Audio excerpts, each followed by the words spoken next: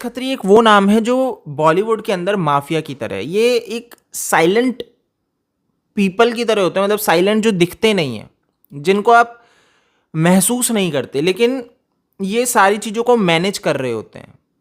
ये बड़े बड़े कामों को अंजाम दे जाते हैं क्योंकि आप इनको कभी देखते ही नहीं हो, इनके ऊपर कभी आपका ध्यान नहीं जाता।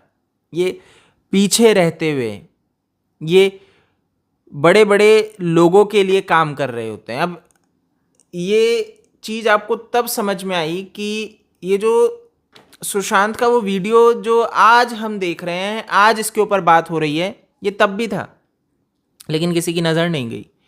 किसी ने समझा नहीं, सोचा नहीं कि किस तरीके से ऐसे लोग हैं जो माफिया की तरह काम कर रहे हैं, जो गलत काम करते हैं, ड्रग्स, ये जो प्रोस्टिट्यूशन चल रहा है, इलिसिट सेक्स, ये वाली सारी गलत चीज़ें, और ये बॉलीवुड के अंदर वाइफ स्वैपिंग, कैसे दलाली करना, धमकाना, ट्रैफिकिंग में है, इन सब चीज़ों को कैसे मैनेज किया जाना।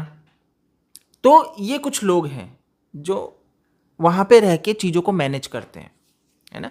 और इसके बदले इनको क्या मिलता है, जब ये ऐसे आकाओं के लिए, दाऊद इब्राहिम जैसे लोगों के लिए काम करते हैं, गलत लोगों के लिए काम करते हैं, तो इनको क्या मिलता है, प्रसिद्धि मिलती है, पैसा मिलता है। तो आप देख सकते हो A to Z बॉलीवुड के जो भी हैं सब इसके आगे तलवे चाटते नजर आते हैं, घुटने टेकते नजर आते हैं। आप शाहरुख खान तक को देख लो, तो हर व्यक्ति इनके सामने झुकेगा, और उसके बदले, क्योंकि ऑब्वियस सी बात है ये बॉलीवुड के लोग भी प्रभावशाली हैं, तो उसके बदले ही उनको वो वाले फेवर मुहैया करेगा और उनके लिए काम करेगा। तो ये एक अच्छा तालमेल चलता है। अब ऐसे में ये इम्तियाज खत्री के ऊपर हमने बात की, बहुत बात की, क्योंकि इसका नाम निकला सुशांत सिंह राजपूत के केस से, और कुछ नहीं हुआ। ना सीबीआई ने अब तक इस व्यक्ति के ऊपर नजर डाली, ना एनसीबी ने डाली थी, लेकिन एकाएक अब ये जो क्रूज शिप वाला जो मामला है, जिसमें आर्यन खान को गिरफ्तार किया, शाहरुख खान का बेटा है, आपको बता दूं अगर नहीं पता है तो, इस व्यक्ति को गिरफ्तार किया, और इससे फिर ये लिंक निकल जाता है इम्तियाज खत्री पे, ठीक है। तो अब ये व्यक्ति रेडार पे आया, ये फंसा है, और इसको अब तीसरा समन भेजा है। इससे 2 बार सवाल जवाब किए जा चुके हैं, पहली बार 8 घंटे, दूसरी बार 3 घंटे, और अब इसको वापस से समन किया है। अब आप सोच लीजिए अच्छी न्यूज़ है कि बुरी न्यूज़ है। अच्छी न्यूज़ है, क्योंकि इसका फ़ोन जब्त कर लिया गया है एनसीबी के द्वारा। अब उसको फॉरेंसिक के लिए भेजा जाएगा, फॉरेंसिक जांच होगी उसके मोबाइल की, कि क्या चैट्स रहीं, क्या फोटोज़ रही हैं, सारी चीज़ें, कि किन चीज़ों में लिप्त है, किन चीज़ों में लिप्त नहीं है, उसमें इसके मैसेजेस, कॉल डिटेल सब निकाली जाएंगी, ठीक है। इसकी सारी हिस्ट्री निकाली जाएगी। अच्छी चीज़ है, ये बढ़िया है।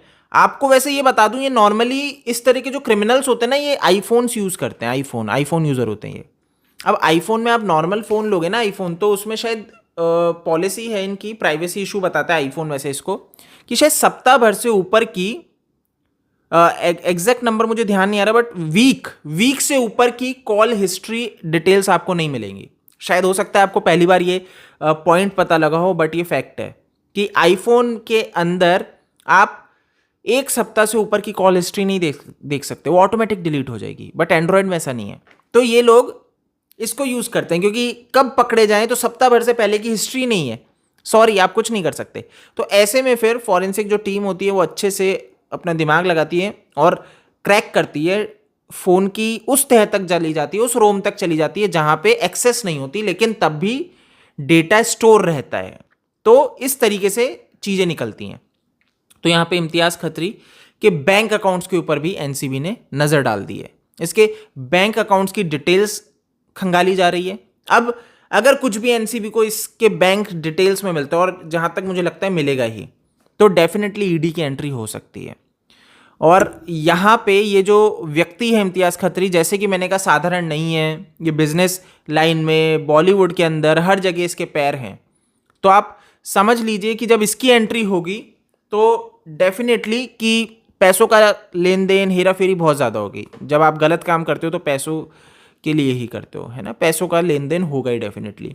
तो वही चीज़ है कि क्या रहता है, एनसीबी इसको किस तरीके से पकड़ती है, और ये जल्दी गिरफ्तार होना चाहिए। मतलब आप मुझसे पूछो तो अगर ऐसे क्रिमिनल्स हैं तो वो गिरफ्तार होने चाहिए। ठीक है, अब आप और मैं यही देखना चाहेंगे कि आखिर कब एनसीबी इसको गिरफ्तार करेगी और इवन सीबीआई सुशांत के केस में कब इसको समन करेगी, इससे पूछताछ करेगी और जो मुख्य आरोपी हैं, जो क्रिमिनल्स हैं, जो मर्डरर्स हैं, उनको गिरफ्तार करेगी। खैर ये देखना रहता है और बड़ा दिलचस्प होएगा कि सीबीआई आखिर कब बोलेगी, क्योंकि एकदम शांत है सुशांत मामले में। खैर इस वीडियो में इतना ही, आप इसको शेयर कर दीजिए। जय हिंद।